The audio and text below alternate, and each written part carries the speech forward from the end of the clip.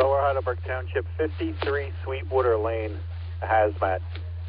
Station 18, ladder 18, rescue 18, engine 26, Lower Heidelberg Township, number 53 Sweetwater Lane, between Foxtail Place and Leslie Street. Hazmat reported to be an odor of natural gas inside the residence, 2035.